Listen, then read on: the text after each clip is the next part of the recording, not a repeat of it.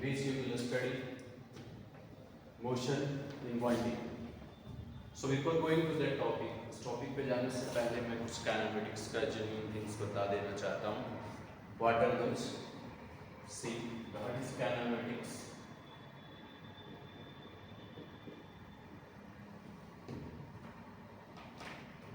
Actually, once you go with this one, you will find that it's a branch of physics.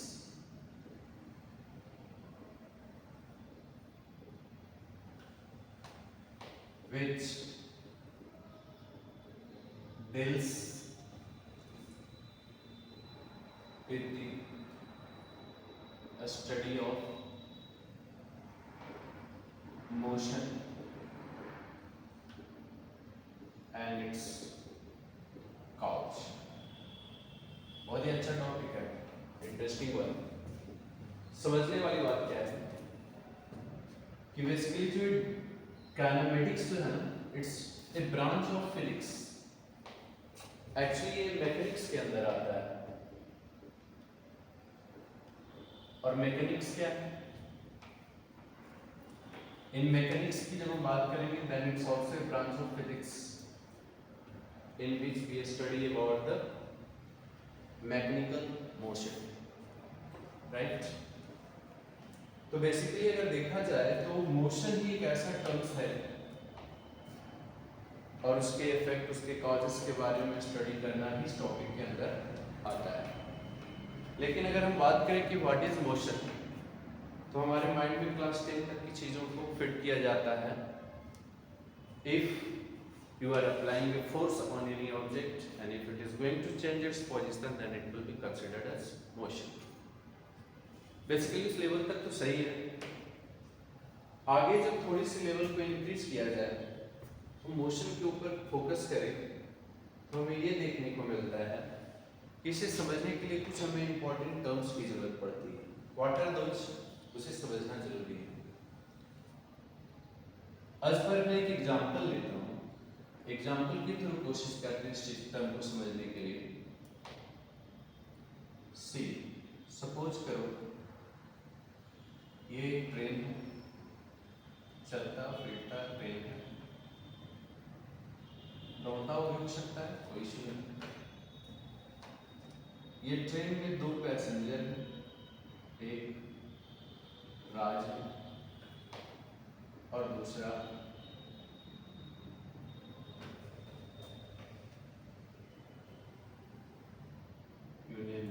Ram.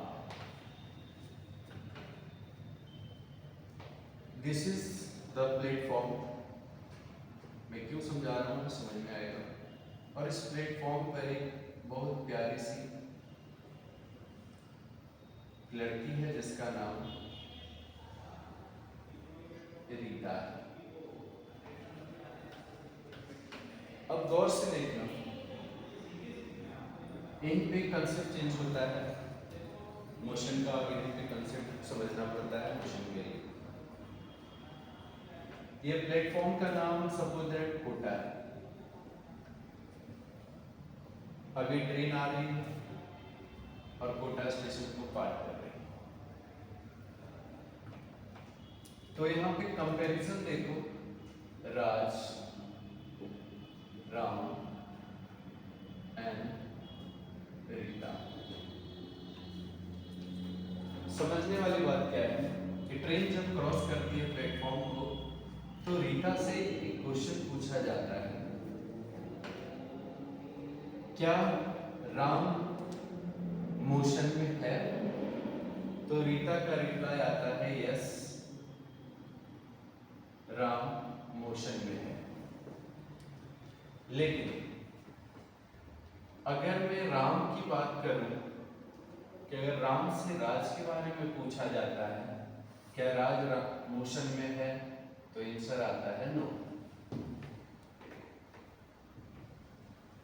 यहाँ basically thing समझने वाली बात क्या है कि रीता एक फिक्स पोजीशन पे पड़ी है, प्लेटफॉर्म पे स्टॉपेज है, वो स्टॉप है, ट्रेन गुजर गई. तो यहाँ देखने को क्या मिलता है कि ये जो ट्रेन है और ये जो राम है और इसके अंदर जो राज बैठे हैं, ये इस रीता के कंपैरिजन में अपने पोजीशन को चेंज कर रहे हैं, राइट। कुछ समय के बाद ये अपने पोजीशन को चेंज कर रहे हैं। सपोज पहले ये ए पोजीशन पे थे, अब आगे जाकर ट्रेन बी पोजीशन पे आ चुकी है। यहाँ समझने वाली बात क्या हुआ कि मोशन जो हुआ है राम का, राज का with respect to Rita, right. लेकिन with respect to each other Ram और राज कोई मोशन नहीं हुआ है। तो यहाँ से कंसेप्ट, हमारी पुरानी कंसेप्ट को अगर देखा जाए तो फेल हो जाता है कि यहाँ फोर्स लगा और डिस्प्लेसमेंट हुआ, और तो यहाँ तो कोई फोर्स लगा नहीं, तो ट्रेन चल रही है, ट्रेन दोनों को लेके चल रही है, दोनों एक दूसरे पे यहाँ पे रेस्पेक्ट कहना चाहिए, ट्रेन चल रही तो फिर यहाँ पे भी तो एक दूसरे को मोशन में होना चाहिए था। It's not like that. लेकिन इसके कंपैरिजन में दोनों मोशन में है। क्यों? क्योंकि यहाँ पे उन्होंने टाइम के साथ विद रिस्पेक्ट टू टाइम, मैं शॉर्ट में लिख रहा हूँ, विद रिस्पेक्ट टू टाइम उन्होंने अपने पोजीशन को चेंज किया। Position of both gets change. अब ध्यान से सुनना, ये क्या मैं बोल सकता हूं कि रीता एक रेफरेंस बॉडी था? It is a reference body जिससे मैंने कंपैरिजन किया इनके पोजीशन को विद रिस्पेक्ट टू टाइम, इस समय के साथ। यस, तो हम लोग चर्चा कर रहे थे फ्रेम ऑफ रेफरेंस की। एक्चुअली में ये कुछ बड़ा टॉपिक नहीं है, लेकिन फिर भी चीज़ें क्या होती है, आफ्टर 10 ऑनवर्ड से बच्चे शिफ्ट करते लेवल में ये जो छोटे छोटे जो टर्म आते हैं उनके लिए थोड़ा सा अजीबोगरीब लगता है, लेकिन अगर एक बार कंसेप्ट को समझ जाए तो ज़्यादा बेनिफिशियल होता है। Full side the concept of concept से फ्रेम ऑफ रेफरेंस की जब हम बात करें,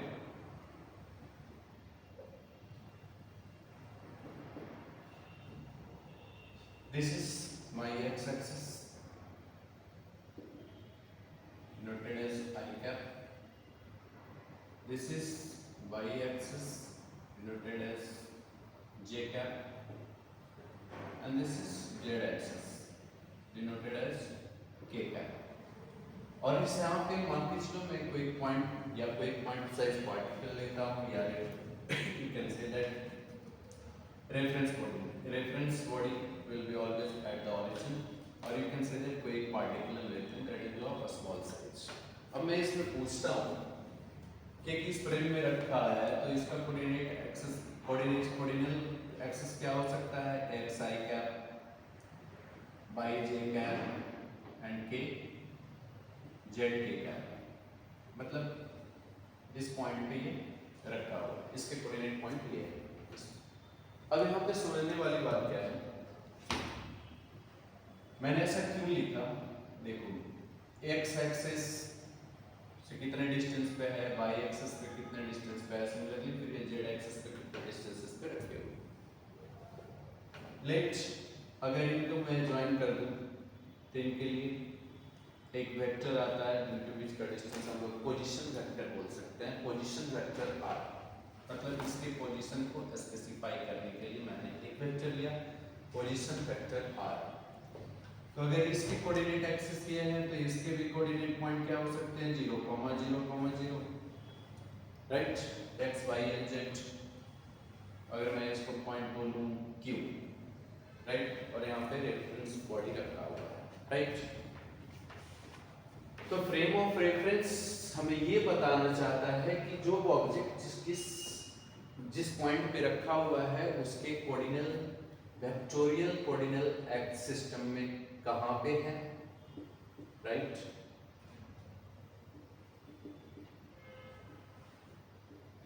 सिस्टम में कहाँ पे रखा है, प्लस किसके रेस्पेक्ट में? रेफरेंस बॉडी के रेस्पेक्ट में कहाँ रखा है, reference body always be at the origin, इस चीज को समझ में लीजिएगा, राइट। प्लस टाइम के साथ अपनी पोजीशन को कहाँ पे वेरी किया है, क्योंकि ये कोऑर्डिनेट एक्सिस है तो ये चेंज होते रह सकते हैं, वेरिएबल हो सकते हैं, कहीं पे भी टाइम के साथ ये वेरी कर सकते हैं। जैसे अभी मैंने तुरंत एग्जांपल लिया, ट्रेन वाले केस में अपने पोजीशन को चेंज कर रहा था। तो सेम मैनर में क्यों ऐसा मैं बोला, जैसे अगर मैं बात करूं कि ट्रेन में अगर राज यहाँ था और राज के हाथों में मैं अगर एक बॉल दे दूं और वो बॉल को ड्रॉप करता है तो प्लेटफॉर्म पे बैठी रीता जो थी, रीता को क्या लगेगा कि ये बॉल एक कर्व लाइन में गिर रहा है, लेकिन जबकि राज ने वर्टिकली इसको ड्रॉप किया है। ऐसा इसलिए लगता है कि इसके लिए कोऑर्डिनेट एक्सिस अलग होगा, इसके लिए कोऑर्डिनेट एक्सिस इस टर्म के कंपैरिजन में अलग होगा, right. That's why it seems to be that change in the position will be done as given in its used to give a path और कर्व लिनियर पाथ, और लेकिन actual में ये वर्टिकल मोशन करता है, ठीक है। तो इस कॉम्बिनेशन को हम लोग बोलते हैं फ्रेम ऑफ रेफरेंस, इसी कॉम्बिनेशन को हम लोग बोलते हैं frame of reference, right. So जब ये कंसेप्ट दिया जाएगा कि when a body is going to be placed in a frame of reference this then तुम्हारे माइंड में ये चीजें फिट हो जानी चाहिए, ठीक है। अब जरा गौर से देखना, और छोटे छोटे टर्म आते हैं। नेक्स्ट पॉइंट हम बात करते हैं, एक टर्म आता है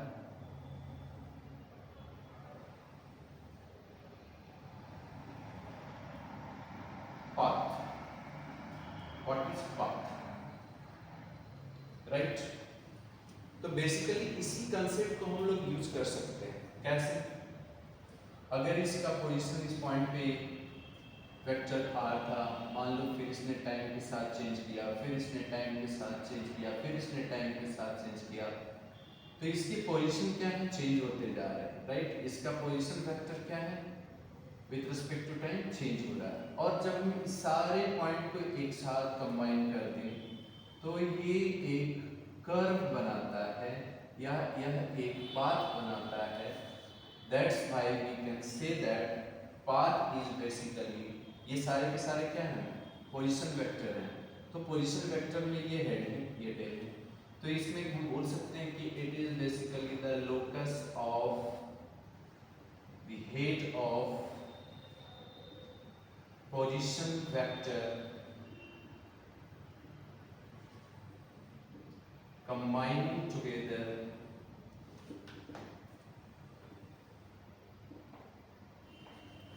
to give a path, to give a path, okay, no issue. So ये सारे टर्म्स बेसिकली यूज होंगे। अब यहाँ से हमें समझ में आया कि पाथ का फॉर्मेशन कैसे होता है, पाथ ओरिजिनल में है क्या, with respect to physics language में हमने बात कर लिया। अब यहाँ से हमें, जब हम मोशन की बात किए थे तो मोशन से हमें बहुत सारे कंसेप्ट समझ में आते हैं और उसमें एक एक टर्म को मैं डिस्कस करता हूँ। सो फर्स्ट टर्म है हमारा डिस्टेंस एंड डिस्प्लेसमेंट। अब यहाँ पे क्या है कि ये टर्म हम 9th में भी पढ़ते हैं, लेकिन अब इसको हम वेक्टोरियल फॉर्म में भी रिप्रेजेंट कर सकते हैं, कैलकुलस फॉर्म में भी रिप्रेजेंट कर सकते हैं। सो बेसिकली हम लोग बेसिक थिंग से, okay, sorry for the inconvenience, हम लोग डिस्कस कर रहे थे डिस्टेंस एंड डिस्प्लेसमेंट। यहाँ पे बात करेंगे डिस्टेंस एंड डिस्प्लेसमेंट की, तो हम दो कॉलम बनाएंगे। जैसे कि मैंने फर्स्ट पॉइंट में आपको पिछले ड्राइंग में मैंने डिस्कस किया था, जिसमें बताया एक्सप्लेनेशन में कि the shortest path with direction, और this is only the path can say. अब यहाँ इसी में बहुत सारे कंसेप्ट छुपे हुए हैं। Path means that may be shortest, that means may be long, right. So तो मैं इस तरीके से बोल सकता हूँ कि all displacement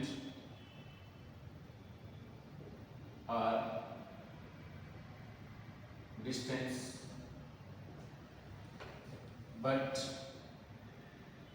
all distances cannot be displacement. Same manner, if it having the direction and magnitude means it's a vector quantity.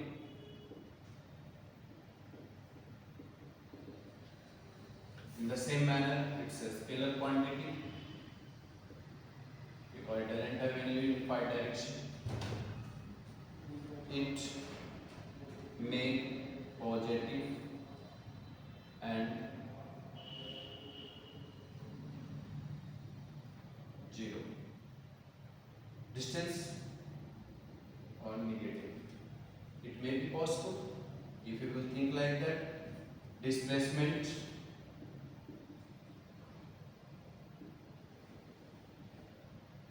can be zero, but it can't be zero. समझने वाली बात है। अगर कोटा था, ये दिल्ली था, राइट। अगर कोई आदमी कोटा से दिल्ली चलता है, समथिंग डिस्टेंसेस है, फिर ये दिल्ली से कोटा रिटर्न बैक हो जाता है बाय फॉलोइंग सेम पाथ, तो हम बोल सकते हैं कि डिस्टेंस जो है,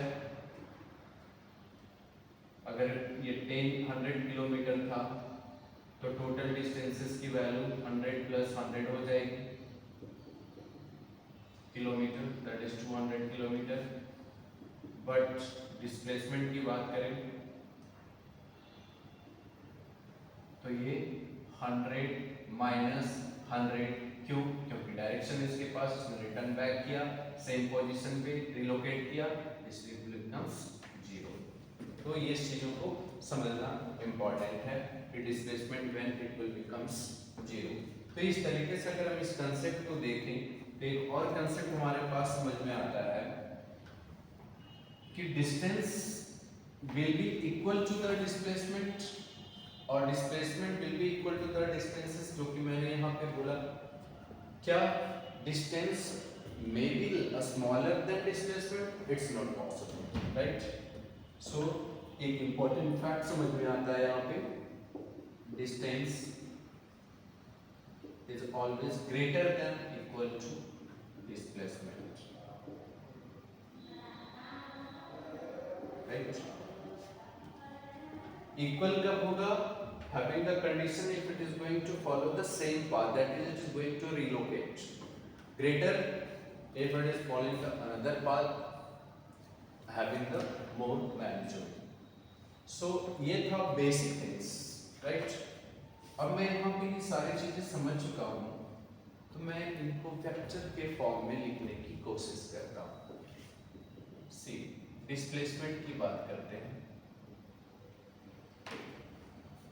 This is x-axis, y-axis and z-axis। मैंने यहाँ पे एक पॉइंट ऑब्जेक्ट लिया जिसको पोजीशन वेक्टर में बोल सकता हूँ r, राइट। यहाँ से मैंने कर्व को क्रॉस किया, राइट। थोड़ा सा अप ले लेते हैं।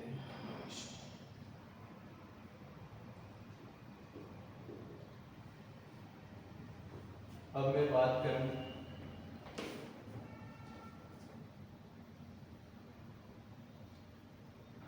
ये point t is equal to 0 पे चालू होता है और यहाँ t एट टाइम t पे ये पोजीशन पे p पहुंचता है।